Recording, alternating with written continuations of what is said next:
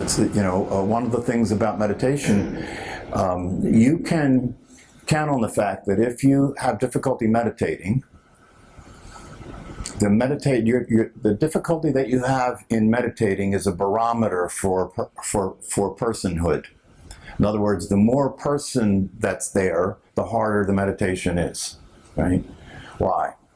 Because the person can't meditate. That's the one that gets frustrated. The person can't meditate,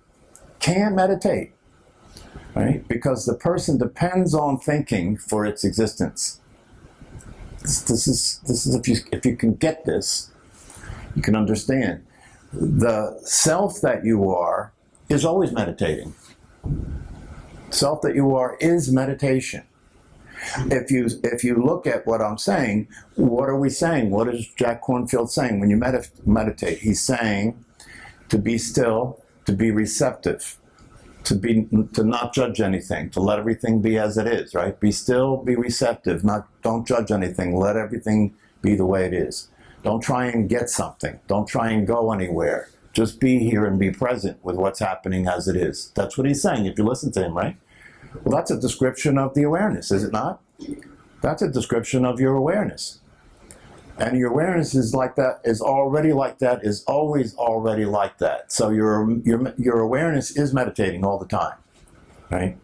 So if you're having difficulty meditating, it's because it's the person that's trying to meditate, and the person depends on thinking. See, without being related to something, the person can't maintain its existence because it doesn't have any existence in and of itself. Therefore, it needs thinking, because if thinking is there, then the person can say, that's me. Do you follow me? If the thinking is there, the person comes into play, because there is an assumption that was made a long time ago, right? The arising of the person, the arising of the individual separate self came a long time ago. And when that arose, the first thing it did is it started to claim everything. It's not a body, it's my body. It's not thoughts, they're my thoughts. It's not everything. And if you look at this, it's not life, it's my life. It's not my family, it's not family, it's my family. It's not children, they're my children. It's not car, it's my car. It's not feelings, they're my feelings. So you see, the relationship to everything has the self exist, right? With that, so when you go to meditate, what do? You move your attention away from thought to the breath, right? And then the person starts to get wobbly, like, oh, okay, how do I know I'm here? Right? How do I know I'm here?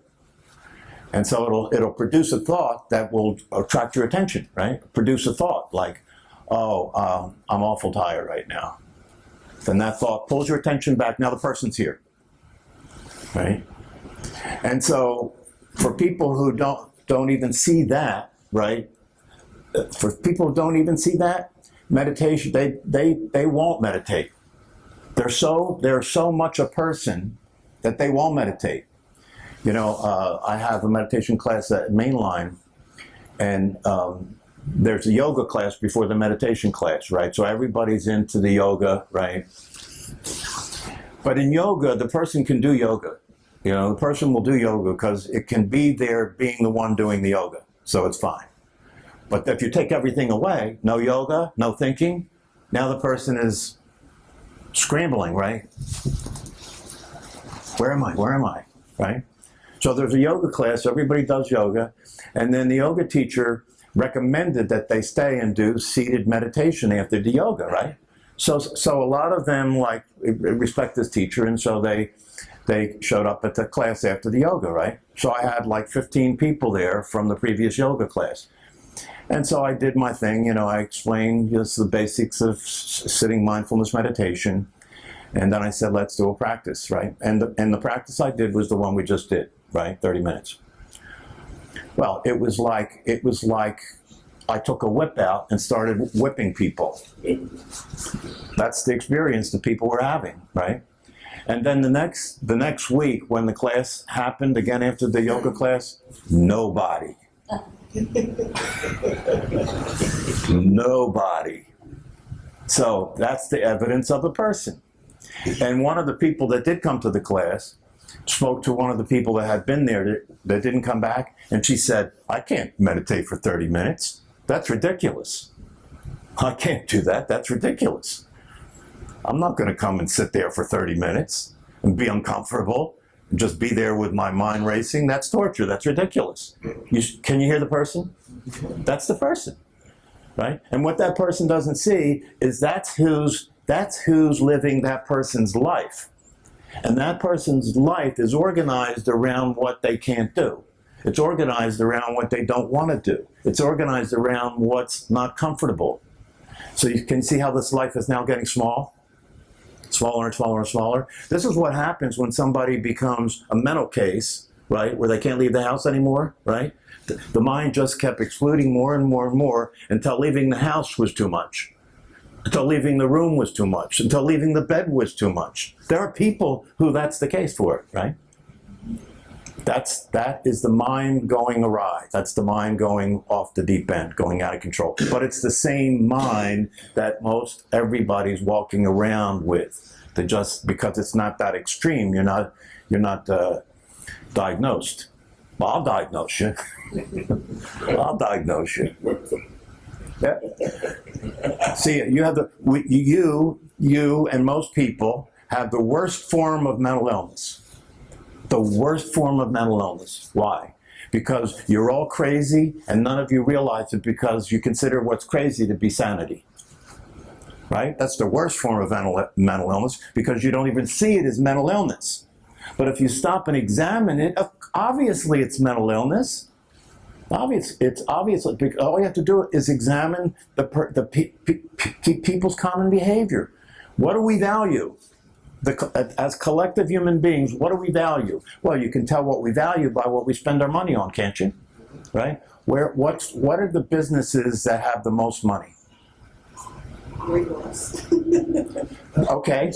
Now, weight loss, right? Billions of dollars. Billions of dollars. What? So what we value is looking good. Our appearance. Appearance. We value our appearance. What else? Pharmaceuticals. Pharmaceuticals. What do we value? Control. That's what medication is. We value control. Control the body. Control the experiences. Avoid pain, right? At all costs. Even if I'm addicted, that's okay. I just can't allow myself to experience the pain. Pharmaceuticals. What else? Insurance. Insurance, right? Protect me. Protect me. It's interesting when you listen to these life insurance commercials, they say, if anything were ever to happen to you, it's like they don't want to say, if you croak, if you die, you want to make sure the people that are, that you leave behind, get what they deserve. So protection, life insurance. Entertainment? Right? Entertainment. Sports is entertainment, isn't it? Yes. What, they just signed some football player for some crazy number, right? Baseball player? Yeah, crazy numbers, right? So why did they get that much money? You know why? Because you're paying them that. You're paying them that. They get that much money because that's how many tickets they sell for the stadium and for the television rights. So it goes right back to the values human beings have are demonstrated by where they're spending their money. I heard a commercial the other day about a car, right? And they literally said, I forget the exact verbiage, but they literally said, if you want people to see who you are, drive this car. Then they'll see that you're a classy person because you drive a Mercedes, right? And when I'm driving now, I notice, recently, I don't know whether this is a new phenomenon or not, or maybe it's just because of this area, right? Of the people in this area, the money they have. There's a lot of Mercedes on the road. Notice that. The Mercedes, what are the other high-end cars? BMWs, Mercedes, Lexus, even the electric car, there's a lot of them around, Teslas, right? Maseratis. So this is the same vehicle that a Cuban drives that's 45 years old. It takes them from point A to point B. The same distance from point A to point B, somebody's spending that kind of money for the same travel. So it's not about a vehicle it's not about transportation, right? It's not about transportation. You're wearing the car. You're not driving it. You're wearing the car, right? So people will spend that kind of money to make an appearance, to look good, right? So this is the insanity, right? This is the mental illness, right? This is the mental illness. How much of your time do you spend either occupying yourself with looking good, controlling your life, protecting yourself, right? Looking good, controlling your life, protecting yourself. How much of your time do you spend doing that? And then how much of your time do you spend worrying about that stuff, even if you're not doing it? If you're not doing it, huh? I heard the term called the hedonistic treadmill that we're on. The hedonistic treadmill, yeah. We're always trying to get more and more and more. Yeah. Satisfy ourselves. Yeah. Yeah. We never can. The Buddhists call it the hungry ghost. The hungry ghost. It's a perfect term, right? Because it is a ghost. Because the person that you think you are isn't real. That's the ghost. And then it's hungry. You can never satisfy it. You can never satisfy it. So that's why I say it's one of the things that's important here is for you to let that sink in. You have to really let it sink in how crazy you are. And it doesn't make you bad. You know, you're innocent. You're innocent. You couldn't be any other way, right? Because you've been exposed to a crazy reality and you had no alternative to it, right? But nonetheless, you can take a step back and look at how crazy you are and look at what it costs you to be that crazy, right? And then ask yourself, you know, do I want to continue to allow this to go on? If I don't want to continue to allow this to go on, then I must make a commitment to being awake and aware. And when I meditate, I must allow myself to realize that whatever struggle that occurs for me, whatever difficulty I have when I'm sitting in meditation, that's because the person's there. That's because the person's there. Meditation, there's nothing easier than meditation. How could there be anything easier than doing nothing? How can there be anything easier than sitting still, being quiet, and doing nothing? Obviously, there can't be anything easier than that. So what makes it so hard? Because the person can't maintain its existence then. And so that's where the struggle is. The more you're self-realized, the more you know yourself as awareness itself, meditation becomes so easy, it's ridiculous. In fact, it becomes redundant. It becomes unnecessary. Because you're experiencing that all the time. That is your nature. That is the nature of awareness itself. And when it becomes so much the case, meditation becomes redundant. It's simply not necessary anymore. People who get to that place continue to meditate because they enjoy it. That's all. They just enjoy it. It's just like taking a warm bath or taking a little vacation, just removing yourself from relating to everything for a little while. But they don't have to do that in order to experience that type of thing, because even in the world, engaged with everything that's going on, they're not seeing the world that most other people are seeing, right? There is not like one of the teachers says, there's one planet and 8 billion worlds, right? Everybody's got a different world. Everybody's living in a different world, right? And the people who are self-realized are living in the heaven on earth world. How can that be? How can it be? How can they watch the evening news and see the insanity that's going on all over the place, see the destruction, the horrific things that human beings are doing, right? The way that the planet's being raped. How can somebody be in that world and be in heaven on earth? Hard to imagine, right? Because you see, they're seeing it as it for what it really is. They're seeing the truth. And the truth is, that world is an appearance. It's an appearance. It's just an appearance. It's the movie playing on the screen.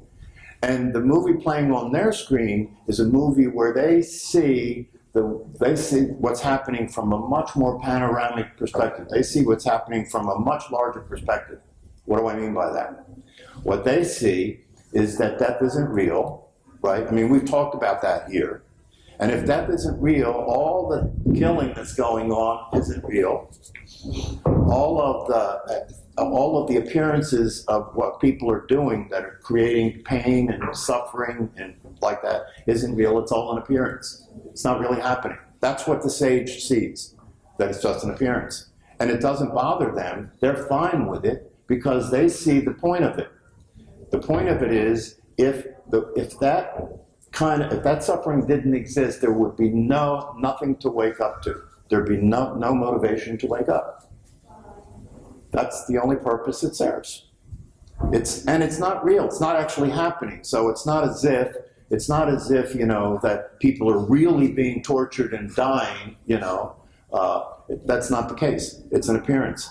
Death isn't real, so that's not happening. None of that's actually happening. The sage sees it that way. The sage actually sees it as good. This is perfect. This is wonderful. It's wonderful. It's like I said to Jim earlier when we were talking. Everybody has this idealistic notion that wouldn't it be great?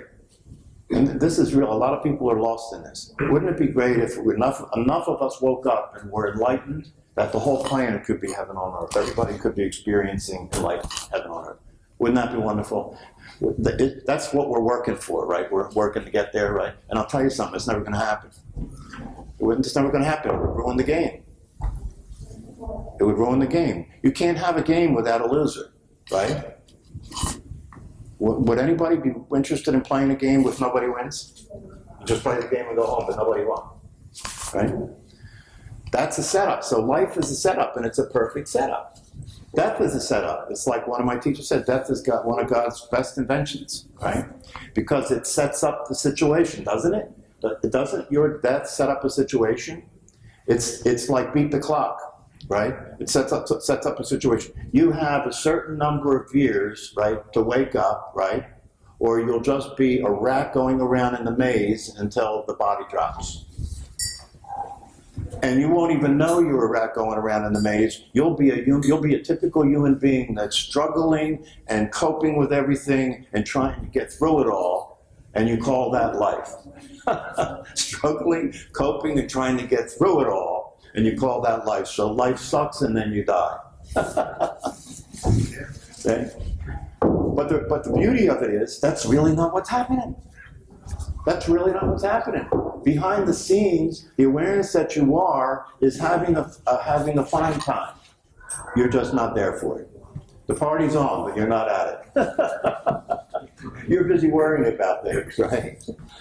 So that's the thing. If you use this context in meditation, it means that as you meditate, you will allow yourself to recognize the fact that if I'm struggling, if I'm uncomfortable, if I'm having a difficult time meditating, it's because of who I'm being. I'm being a person trying to meditate.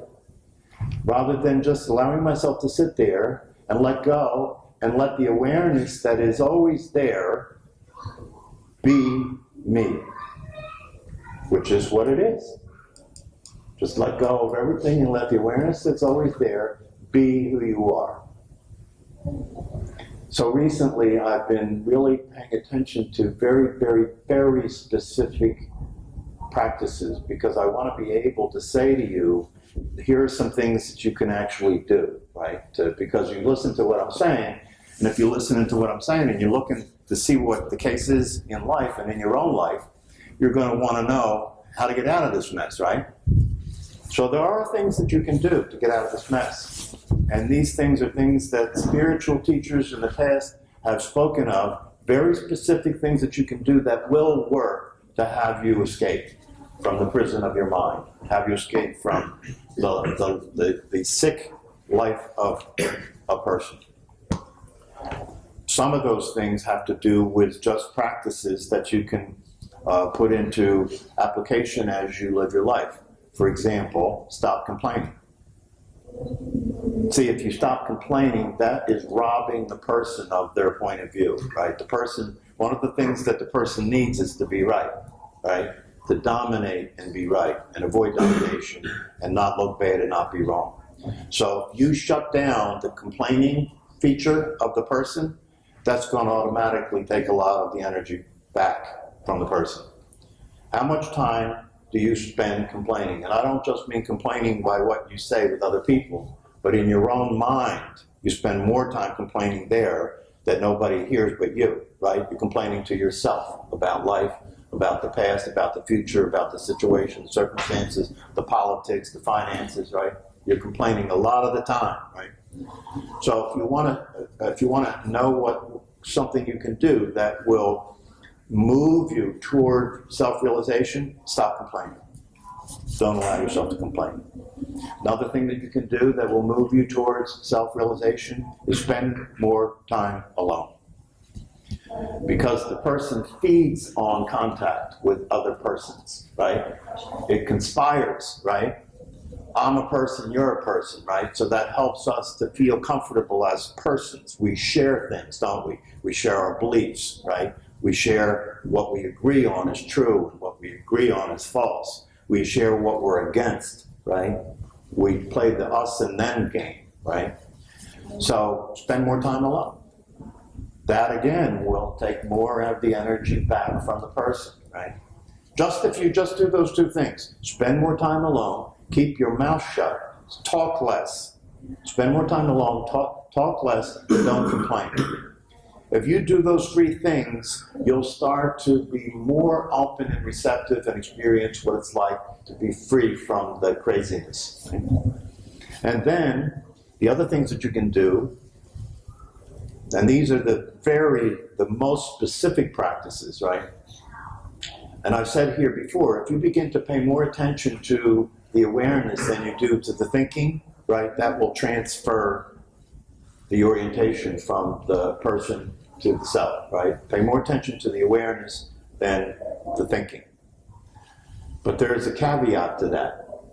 If I say that to you, to pay more attention to the awareness than the thinking, and the person hears me say that, the person will be that which is paying more attention to the awareness instead of the thinking. And the way they'll do that is they'll think about it. You see the hook? The person will pay more, they'll say, oh, good, I got it, I'll practice that, right? Now I'm going to practice that. I am going to think to pay more attention to the awareness than the person, as the person. And that will actually have a reverse effect. All you're doing is empowering the person. All you're doing is reifying the person. It's the same thing with meditation. As long as the person's meditating, the meditation will continue to reify the person. The meditation will actually make the person a spiritual person, and that's worse. Spiritual person is worse than a regular person. Because they're above it, you see. They're a better person than people that aren't spiritual. So that's just sicker, that's all. So the caveat is it can't be a matter of the person paying attention to the awareness instead of thinking, right? First you have to reorient yourself, right? And you have to be clear. That's why you have to recognize awareness before you can do this practice. You have to recognize awareness, that which is there all the time, that never moves, that never changes. You have to focus on that and recognize it. You have to be clear that you recognize it. Then that awareness is aware of itself. The awareness is practicing being aware of itself. The awareness. Recognizing awareness and thinking you're aware. The difference between recognizing your awareness and thinking you're aware is thinking you're aware is thinking you're aware. But you're saying, oh, I'm thinking, like I'm aware that I'm thinking. So to me, that's recognizing, but I'm not really thinking about it. I'm aware of it. Well, all you have to do to break that up, right? Because in truth, you never had a thought. In truth, you're not thinking. In truth, you can't think. Thoughts are there. That's right. Thoughts are there. She's been hanging around for a while. So you see, the mind, Thoughts arise. thoughts arise. You're not thinking. You never were thinking. You never will be thinking. You can't think. It's impossible for you to think. Because the you that you think thinks just thinks that it's thinking. But it doesn't exist outside of that. Without that, there's no you to think. And in reality, you're not thinking because if you examine thoughts, right? And I've said this a million times, I'll say it a million more. If you examine thought, if you pay attention to exactly what's going on, what Christine said is what's going on. Thoughts arise, and there's an awareness of the thoughts, yes? That's it. There's no you there. There's no you there. Thoughts arise, and there's an awareness of the thoughts. So you're not thinking. The awareness is there, and the thoughts arise. And in the end, there is no you that is producing the thoughts. The thoughts are just coming.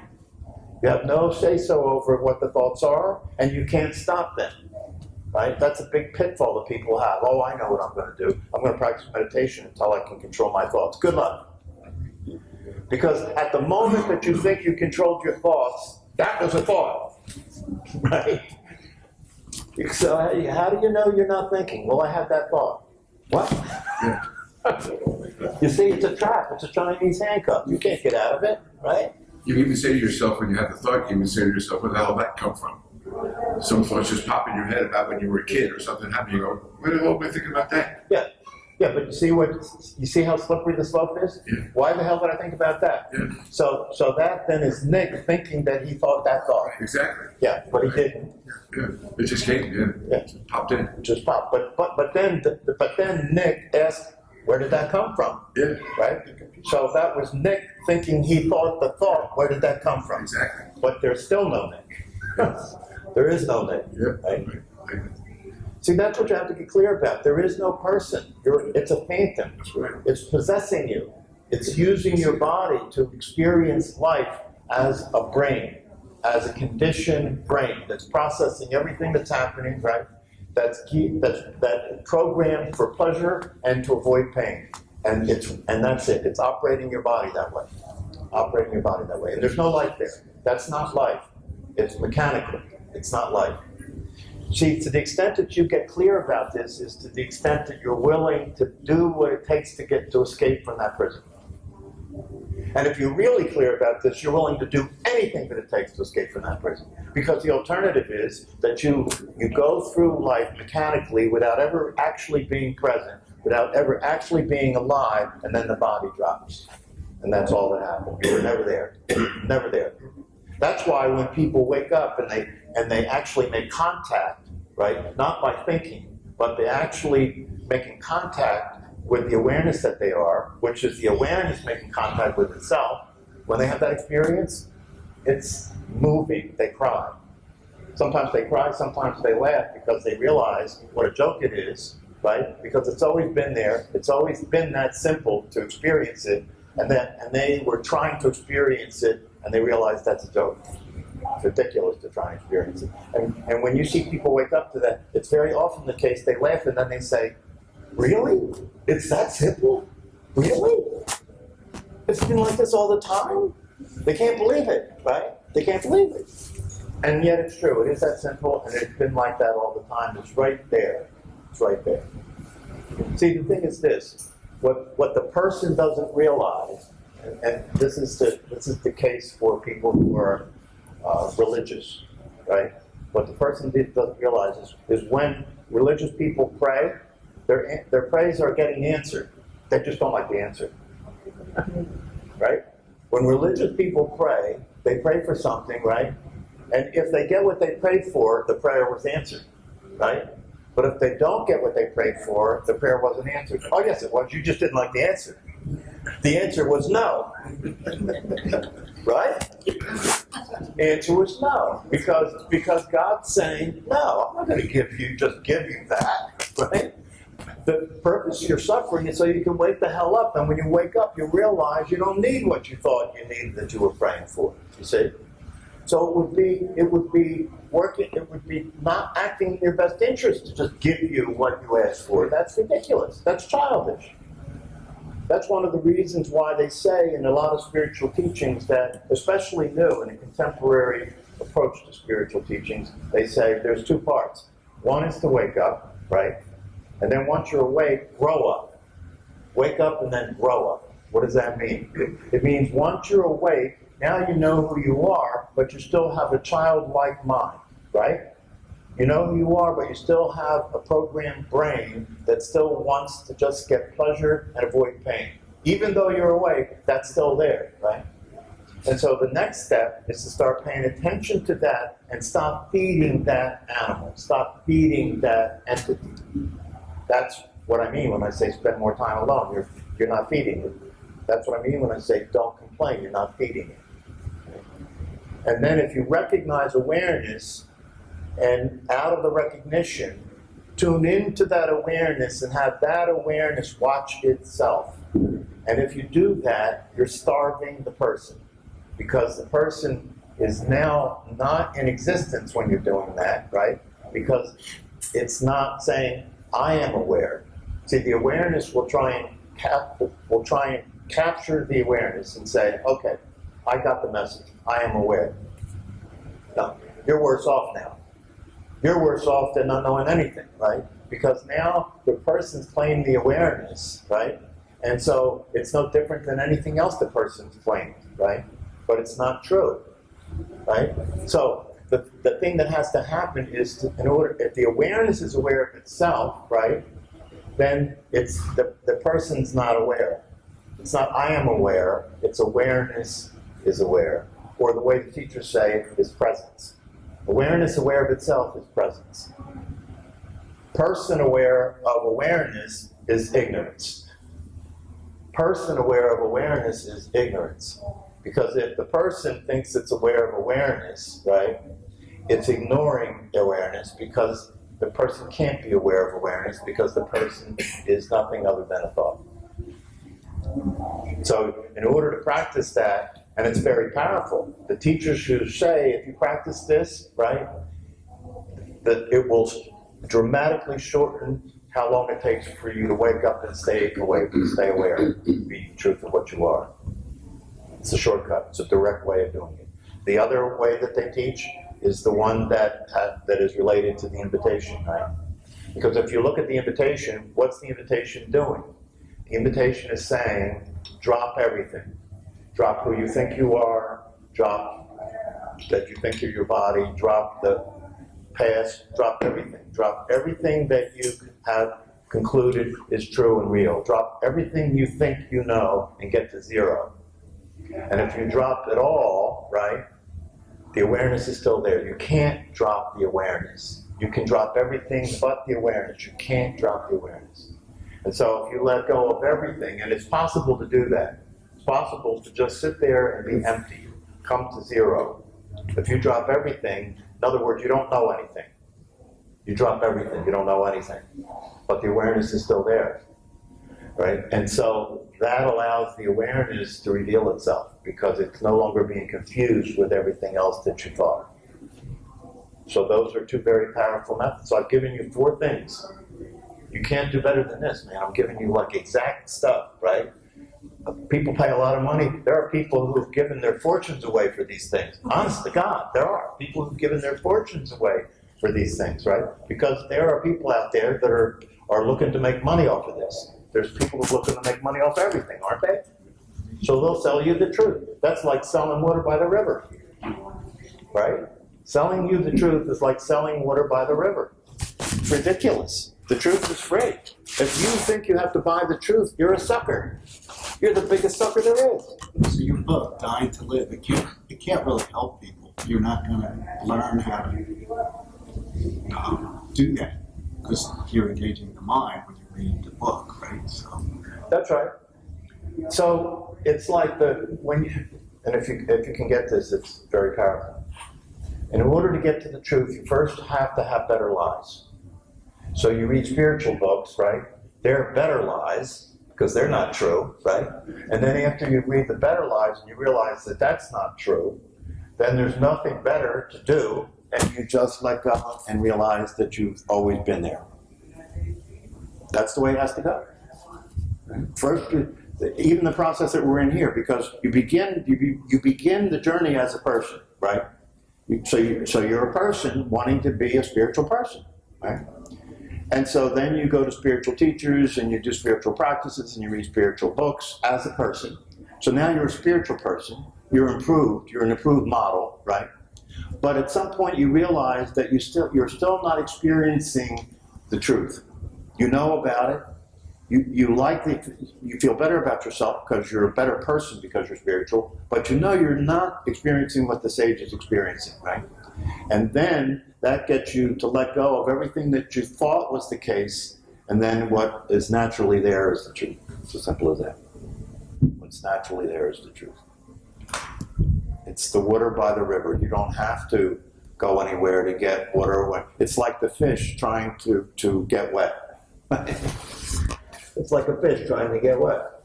You know, they are wet, but they can't see it because it's always there, right? Same thing is true with the person, with you. You are awake. That's the thing about this that's really the joke. You are awake. Right now you're awake. You're enlightened. You are the awareness, but you're like a fish in water. You can't see it because it's so obvious that you keep looking through it to try and see it. You keep looking from it and through it to try and see it, which is never going to work, right? But you don't know any other tricks, so you'll do that anyway. No matter what anybody says, that's what you're going to do because that's the only thing you know how to do, right? So you'll do that. You'll keep looking from it and through it until one day after doing that, see, the first thing you do is do all the things the person does, and none of that works. And at some point that becomes obvious that that's a waste. That's never going to work. You give that up, right? Then you become a seeker. And as a seeker, you start looking for who you are. And when you're a seeker looking for who you are, who you're looking for is who's looking. But you can't help that. You can't help but do it anyway, right? So you're the found person looking for yourself. You're the found person looking for yourself. There is a guy out there now who created a new training thing, and what he did is, for years and years and years, people were called seekers, you know, and they would seek. They would go from one guru to the next. They would read books. They'd go to retreats. They'd practice meditation and yoga. Seekers. There's a lot of them out there. It's $1 billion market, right?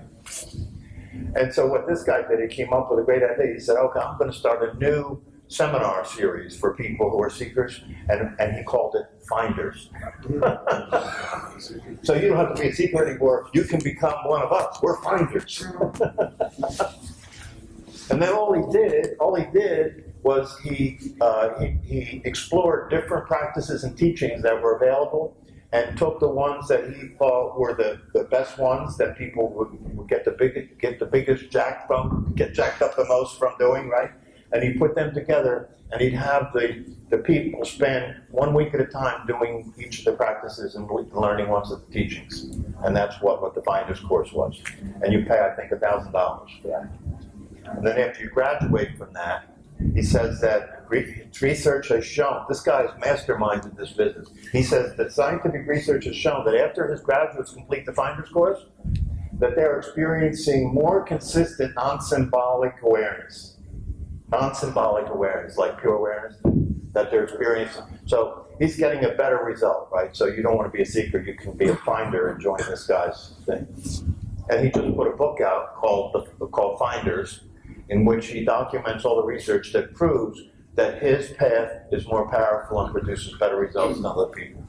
And of course, he's making a ton. But that's selling water by the river. The biggest realization you can have is that you don't need to realize anything. The biggest realization you can have is that all teachers are liars.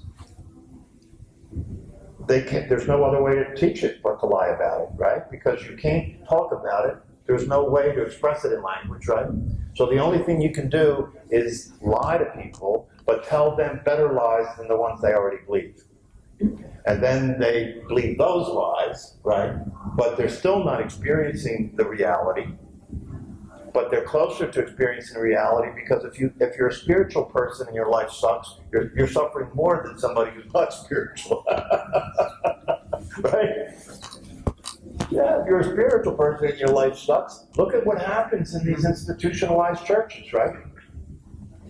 Look what happens. The reason that so many priests become abusers, sexual abusers, right, is because they're in a position where they're supposed to know the truth. They're in a position where they're supposed to demonstrate the truth.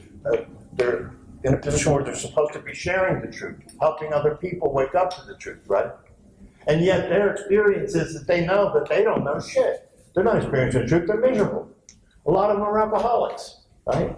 And then what happens with the mind is when you're in that kind of a position where you're in so much strife and internal conflict, right? The desire to escape it becomes so strong that you'll do anything, right? And so what do you have? You have a lot of mentally ill people in religious, institutionalized religions. And I'm not just talking about Christianity, I'm talking about, look at Islam, right? Radical forms of Islam, people got so crazy, right? They got so crazy that their belief is that they'll die and go to paradise and have all these virgins for eternity, right? If you kill people, again, for the cause, if you kill people for the cause. And that's radical Islam, but don't forget there was a time in Christianity during the Crusades where the same thing was going on. The Christians were killing anybody that didn't believe in God. So it's not the religion itself, right? It's the sickness that happens when you're stuck in a belief system and you're not experiencing the truth behind it. That's a very uncomfortable place to be, right? So I've given you some things today that you can actually take and use. You know, stop complaining, spend more time alone, spend more time with a dog or a cat. Really? Yeah. Really, because they're sane. They're sane. That's why I love my cat. She's sane, right? Because she wants very little to do with the way we are. Cats are like that. You know, it's like they'll take you or leave you, but they're not interested in your crazy shit, right? So spend more time with animals. Go hang out at the zoo, right? Because animals are sane, right? Spend more time with animals. Spend more time alone. Stop complaining.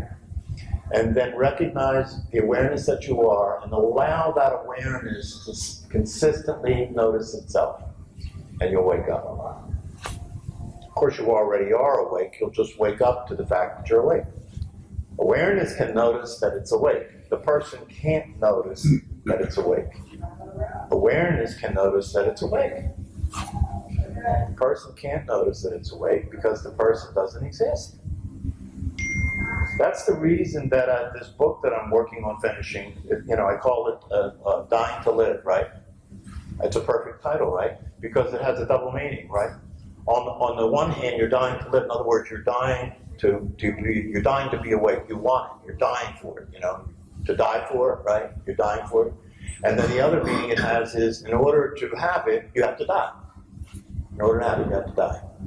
You have to let go of who you consider yourself to be and all the investments you have in that and all the attachment that has to everything that it's attached to. You have to be willing to let all that go, and that'll bring about the death of the person. Right? And when that person dies, you will be alive. So there are people who've gone to spiritual teachers and said that have terminal illnesses, and they say, please help me. I want to die before I die. I want to die before I die. I want to die and still be here, right, as what I really am, so I can experience having been alive before the body drops. So one of the things teachers say to people is, wake up while the body's warm. Right? While the body's still warm, wake up. This was the best session that you've ever given. But I noticed you walk around the mic. Is that because this is? No, he's got it. Good. This is really, really good. Yes. Really. Great. Well, one of the things that you have to look at as the person, first you have to admit that you're the person. Do you know what I mean? It doesn't make you bad, right? It's just true. You just have to admit that you're the person, right? When you're sitting there meditating and you're struggling, you're trying to meditate, right? That's the person. And you can't move away from something that you're denying. Do you understand? You can't move off of being the person if you're denying that you are the person. First you have to own it. First you have to admit it, right? It's like an alcoholic, right? You have to admit you're an alcoholic before you can do anything about it, right? You have to admit that you're being a person until you can do anything about it, right? If you admit it, just the admission of it makes it possible to not be it. Because that which is admitting it has to not be it in order to recognize that it's it. Do you understand? That which is recognizing it must not be it in order to see that it's being it. Do you understand?